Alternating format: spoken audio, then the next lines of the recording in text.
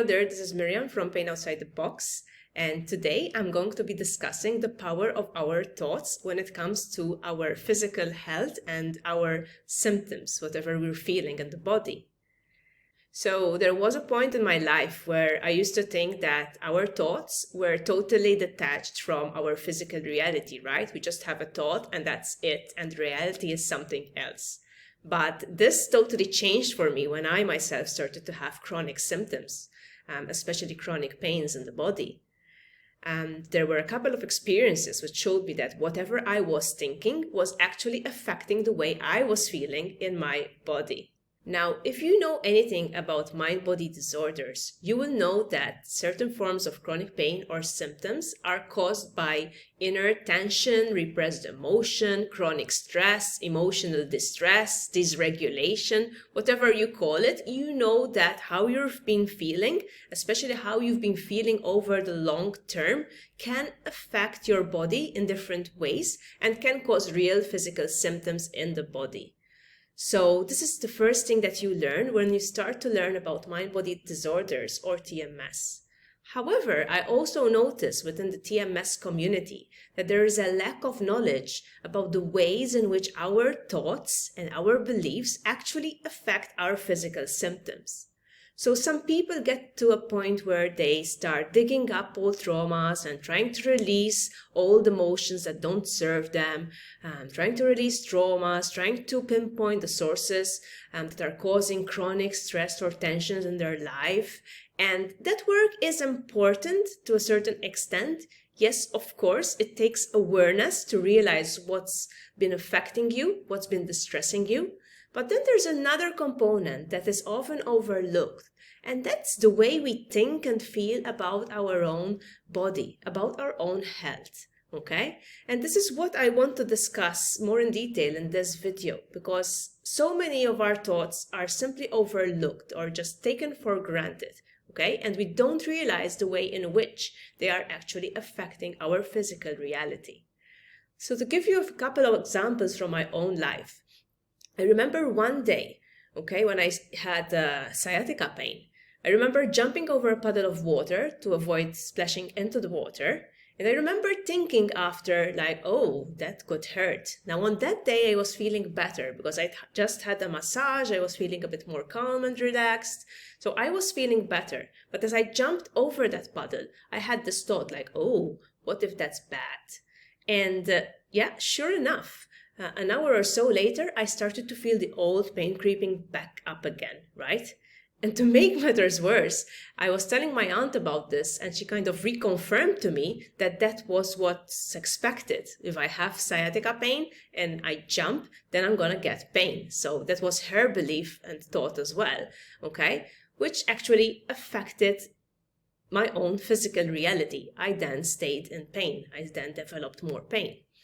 And I remember also another time when someone rang the doorbell and I was in a hurry and I ran up the stairs without thinking too much. And I remember I wasn't in pain as I ran up the stairs. And then when things calmed down, I started to think. I thought like, oh, wow, I ran up the stairs. Maybe I shouldn't have done that because of my legs. And sure enough, a few minutes later, the pain started up again. Okay, so these are just two obvious examples of how two thoughts actually kick-started my pain or led to a flare-up. And this is so common, right? It's so common in people with chronic pain who have grown to associate certain physical activities or movements with pain. Okay, so it's very common to think something like, oh, maybe I overdid it, or maybe if I do this, I might be in pain, or maybe that's too much for me, or maybe my body is too weak to handle that, okay? So this is a set of thoughts that are quite common among people with chronic pain, also among people with other conditions like chronic fatigue, okay? Simply thinking that because you've had an active day, oh, maybe I'm going to pay for it tomorrow. That's a thought that can become reality if you start to believe it, okay? And we have to remember that every thought is accompanied usually by an emotion. So if we follow our thoughts long enough, we develop an emotion of fear or of dread. And we also develop an expectation alongside that emotion, okay? And this is why it can eventually become reality, because that's what the brain starts looking out for. It starts looking out for that threat, that thing we're afraid of, which in our case could be a chronic symptom or a flare-up, okay? So that's one way in which our thoughts can obviously affect what we feel in our body.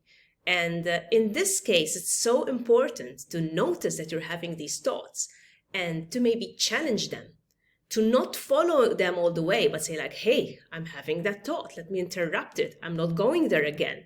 Like, I'm not taking that seriously. I'm not doing this time. Or maybe, what if whatever I'm scared of won't happen? What if, my body is fine?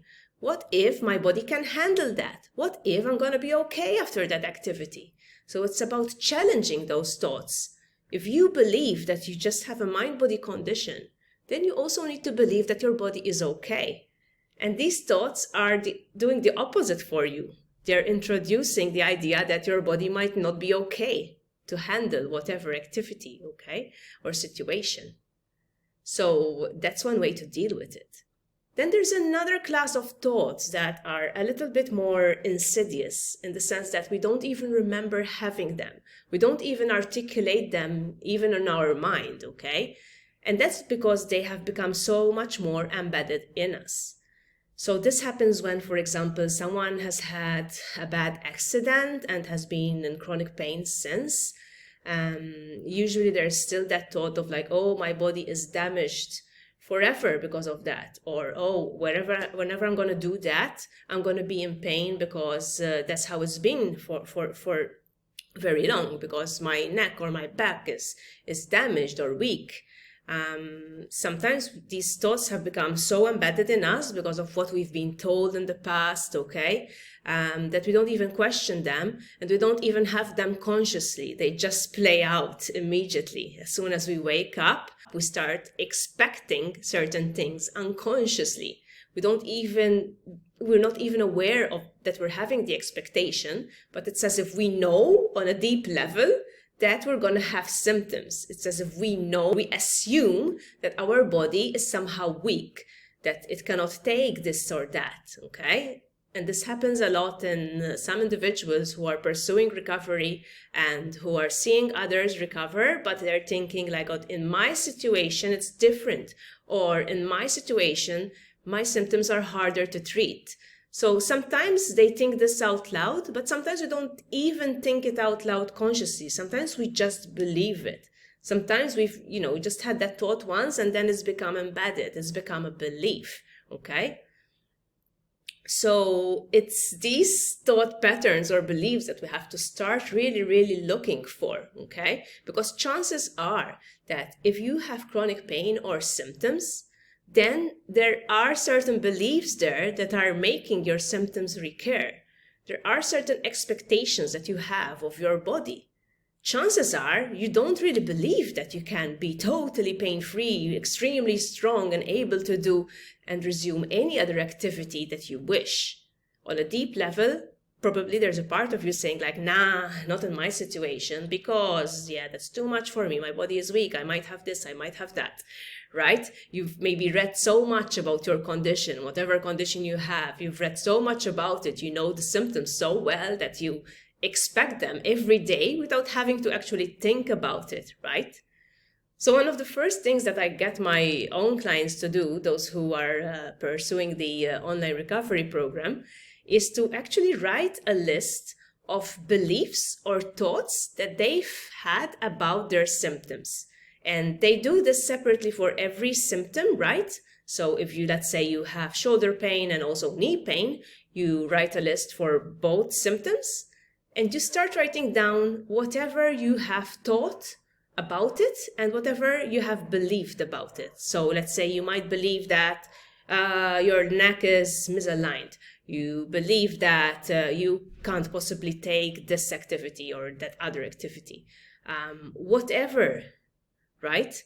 You might be surprised at all of the things that you've ever thought about your symptoms, because there's going to be so much, okay? And how negative these thoughts and these beliefs really are.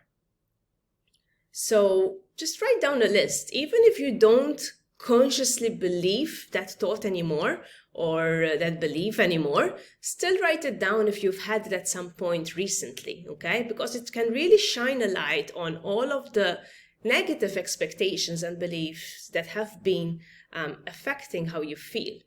And you will know then what you need to be thinking and assuming and expecting instead, okay? Because it takes an opposite expectation, okay, to counter that negative expectation of feeling sick or unwell or in pain, right? And it's these dominant expectations that we have to change, right? And maybe one other recommendation I'm going to share in this video is that our thoughts don't necessarily have to be assumed totally as our own. Through techniques like mindfulness meditation, we can learn to start watching our thoughts, to start observing them, and to start allowing them to pass by, right? So that's usually the first step, because you can't totally stop all negative thinking about your body. I mean, if you've been in this cycle for years or months, it's almost impossible. So the first step is always to be a bit more aware of what you're thinking. Be the observer of your own thoughts, okay? And start saying like, I'm having that thought again and again. Or I keep having that thought actually. And then maybe you decide to start interrupting that thought, to tell yourself, hey, no, I'm not going there again. Or to just allow it to just pass by without following it on an emotional level, okay? Without pursuing it, without allowing it to affect your emotions, okay? Because it's just one thing to just have a passing thought and say like, okay, yeah, never mind. It's another thing to have a thought and to start building those emotions of dread or fear that usually accompany this expectation of being in pain. So this is essentially what you need to change. And if you need more tips and techniques on how to do it, please know that I offer an online recovery program. It's 14 lessons long. It includes videos and readings and also other exercises, as well as a workbook for you to really dive deep into all of the factors that might be affecting your symptoms. Both emotional factors like chronic stress, life dissatisfaction, trauma, and all that stuff, but also what you're actually believing about your body, okay? As you try to re-engage in certain activities, as you're trying to heal. What do you believe that your body can or cannot take? And it's also about changing those thoughts as well. It's as important as the rest of the work. So with that said, I wish you a lovely continuation to the week, and I'll see you again next time. Bye-bye.